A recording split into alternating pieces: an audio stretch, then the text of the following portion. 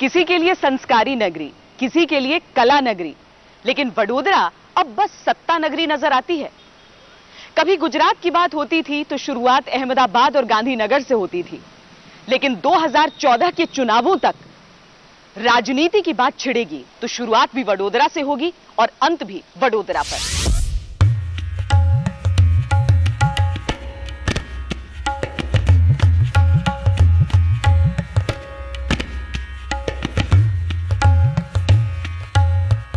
सबसे बड़े और सबसे समृद्ध रजवाड़ों में से एक वडोदरा, कुछ तो सतरंगी इतिहास और कुछ कला और साहित्य का खजाना। वडोदरा अब अपनी नई पहचान के साथ तैयार है। नरेंद्र भाई तुम आगे बढ़ो, हम तुम्हारे साथ हैं। नरेंद्र भाई तुम आगे बढ़ो, हम तुम्हारे साथ हैं। देश का नेता कैसा हो, नरेंद्र मोदी जैसा हो। बच्चा बच्चा करे हुकार, अपनी बार मोदी सरकार। बच्चा बच्चा करे हुकार, अपनी मोदी की सरकार। नरेंद्र भाई तुम आगे बढ़ो, हम तुम्हारे साथ हैं। नरेंद्र मोदी ने यहां से अपना नामांकन दाखिल कर दिया। आज वडोदरा के नागरिकों ने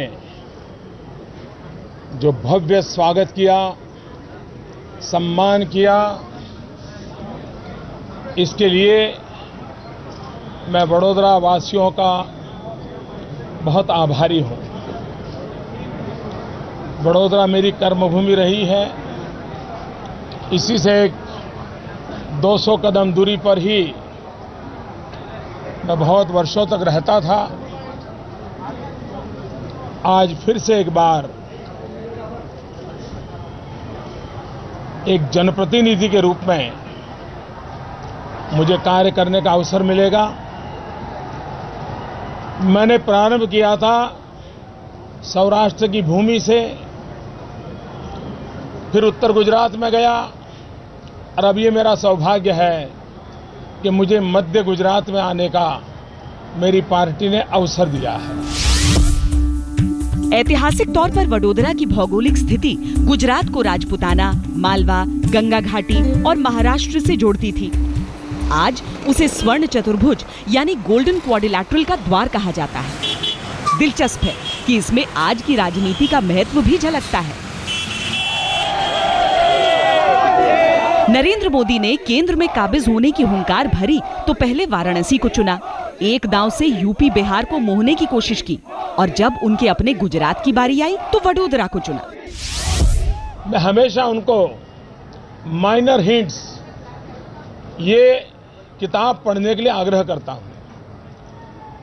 तो गायकवाड़ के सुराज्य की कल्पना, सुशासन की कल्पना आज भी हम लोगों के लिए प्रेरक है और उसी सयाजीराव की इस नगरी में आज मेरी पार्टी ने मुझे इस काम के लिए पसंद किया है। मैं भारतीय जनता पार्टी का बहुत बहुत आभारी हूं।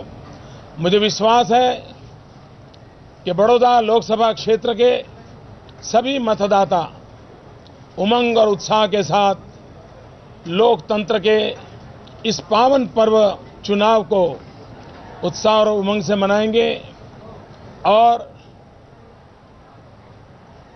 30 तारीख को भारी मतदान करके कमल के निशान पर बटन दबा करके भारतीय जनता पार्टी को भव्य विजय दिलाएंगे। ये नरेंद्र मोदी के पहले लोकसभा चुनाव है और पहले चुनाव का पहला नामांकन वडोदरा से भरा।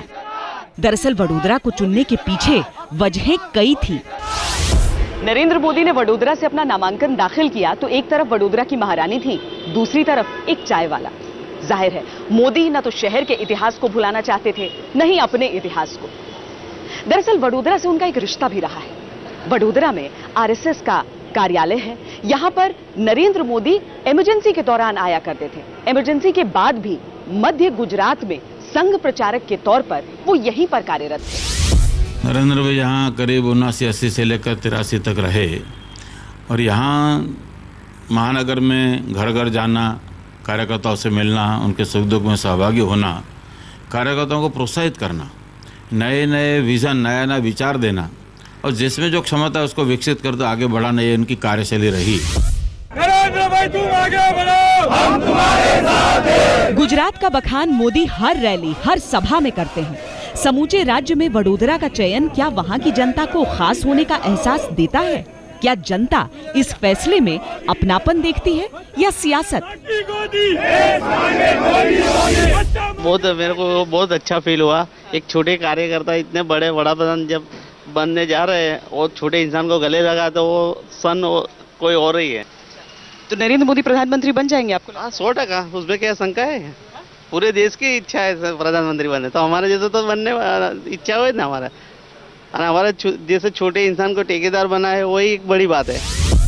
नरेंद्र भाई हमारी आन बान और शान है हमारी भारतीय जनता पार्टी के। तन की मोहब्बत में जो दीवाना हो जाए वही मोदी कहलाए। हाँ, वो हमारे अपने, वो हमारे दिल में अभी भी बसे हुए हैं।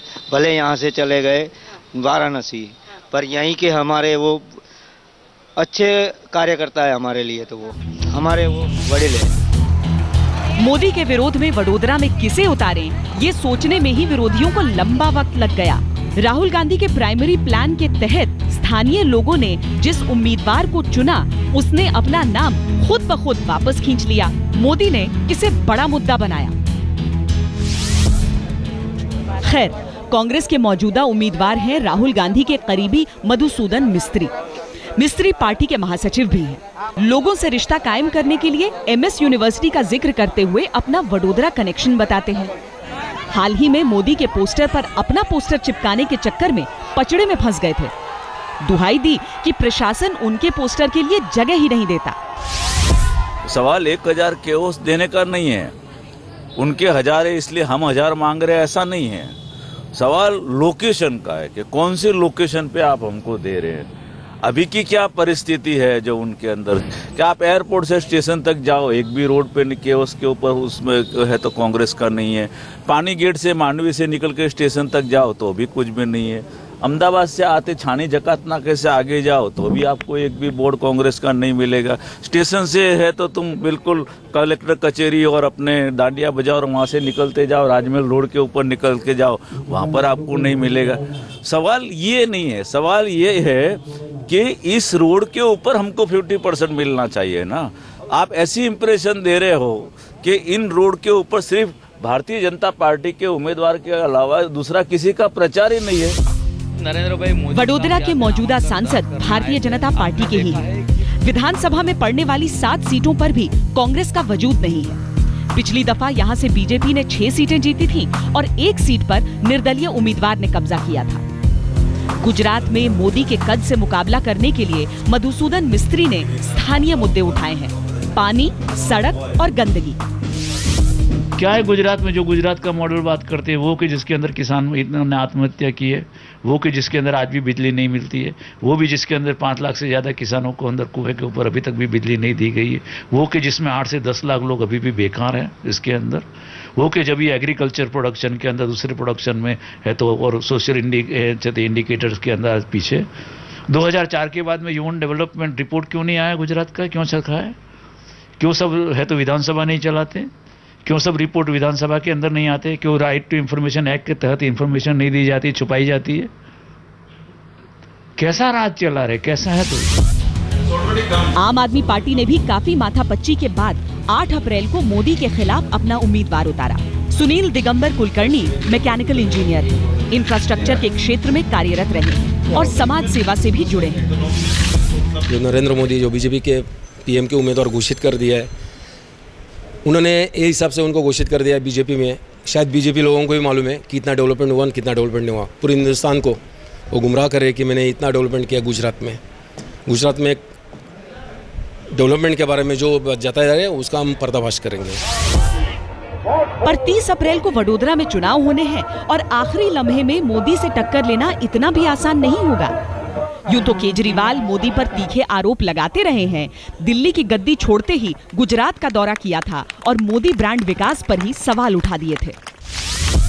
अगले 1 महीने में हमें जनता को जाके बताना है कि ये गुजरात का मॉडल बिल्कुल बकवास है। ये गुजरात का मॉडल, हाँ विकास हुआ गुजरात के अंदर, लेकिन केवल अंबानी और अडानी का विकास हुआ। विनाश हुआ है, आम आदमी का विनाश हुआ है। एक तरफ विरोधियों के आरोप हैं, दूसरी तरफ है वडोदरा का विश्वास।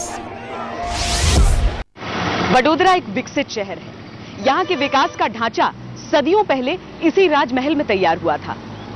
1907 में यहाँ पहली फैक्ट्री लग गई थी और 1962 आते आते यहाँ पर 288 फैक्ट्रियां लग चुकी थी। वर्तमान का वडोदरा अपने पूर्व शासक सायाजीराव गायकवाड़ तृतीय की देन है। वो इस इलाके को शैक्षणिक, औद्योगिक और व्यावसायिक केंद्र बनाना चाहते थे। अगर वडोदरा आज की तारीख में टेक्सटाइल, केमिकल और तेल कंपनियों के सबसे अहम केंद्रों में से एक है, तो वो उनकी ही देन है। लेकिन कुल मिलाकर ये कहना गलत नहीं होगा कि नींव ही कुछ ऐसी पड़ी कि इमारत बस और बुलंद होती चली गई।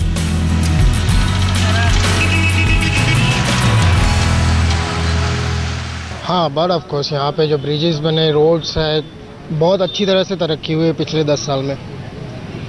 जो भी मोदी जी ने काम किया है वो ऐसा आज तक कांग्रेस के राज में कभी नहीं हुआ था। क्योंकि नरेंद्र मोदी के पास प्रूफ है और सब जनता को, सब पब्लिक, देश के सब पब्लिक को भी मालूम है कि नरेंद्र मोदी ने डेवलप किया। आज यूपी बिहार के लोग भी सोचते हैं कि नरेंद्र मोदी हमारे वहाँ आएंगे और गुजरात जैसा मॉडल बनाएंगे। सो सब स्टेट में जो चल रहा है अभी माहौल कि भाई नरेंद्र मोदी की सरकार बने और डेवलपमेंट हो। मौजूदा सरकार की देखरेख में वडोदरा धीरे धीरे गुजरात का आईटी हब भी बनता जा रहा है। पिछले 1 दशक में विकास का सिलसिला मजबूत हुआ है। हाल में यातायात में सुधार के लिए कई कदम उठाए गए। बसों की संख्या जो सड़कों पर कम हो गई थी, उसे दोबारा बहाल करने की कोशिशें हुई। एक एयरपोर्ट नुमा बस टर्मिनल का उद्घाटन हुआ। वडोदरा में कुल 2080 किलोमीटर सड़क है, जिसमें 1680 किलोमीटर सड़क पक्की है। मोदी जी ने जो काम किया वो सबको दिखता है। वो ट्रांसपेरेंट काम है, कोई भी देख के बता सकता है कि हाँ मोदी जी ने काम किया है। आप ही देखिए 10 साल में, पिछले 10 साल में बड़ौदा कहाँ से कहाँ पहुँच गया। हमारे रोड, पुलिस, सब में, सब फैसिलिटीज़ में हमारा डेवलपमेंट हुआ है। 100% संतुष्ट है। हम लोग यहाँ से करीबन आखिर के 10-15 साल में देख रहे हैं, यहाँ में कोई किसी को प्रॉब्लम नहीं है, रिक्रूटमेंट का कोई प्रॉब्लम नहीं है। हर एक के धंधा एकदम एज नॉर्मल एज चल रहा है, क्योंकि 2002 के राइट्स के बाद यहाँ पे राइट्स नहीं हुए। ये सबसे बड़ा और एकदम पीसफुल बड़ौदा सिटी और गुजरात सिटी है, एकदम पीसफुल। इसलिए सब धंधादारी और सब लोग नरेंद्र मोदी पे फिदा है, क्योंकि वो जीरो से हीरो बनने वाला आदमी है। बीजेपी ने 1991 में पहली बार वडोदरा सीट हासिल की थी। उसके बाद से बस एक दफा हार मिली है। पिछली बार के विजेता बालकृष्ण शुक्ल ने करीब 1,36,000 वोटों से जीत दर्ज की थी। इस दफा वो मोदी की करिश्माई जीत की उम्मीद लगाए बैठे हैं।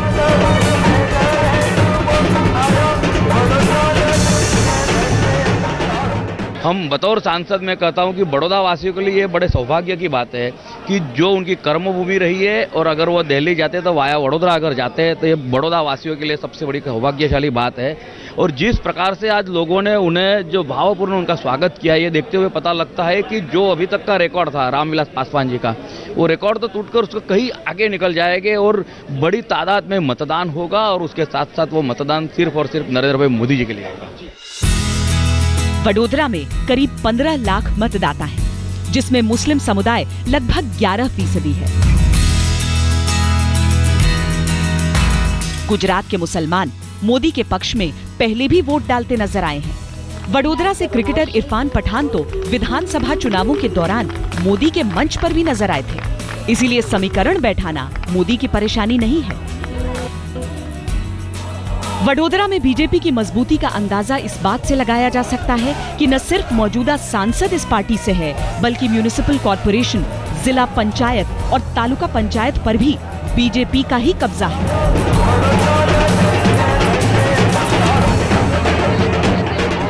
मिशन 272 प्लस में वडोदरा भले ही एक आंकड़ा भर हो, लेकिन मोदी के लिए अपनी मजबूती दिखाने का एक जरिया जरूर है।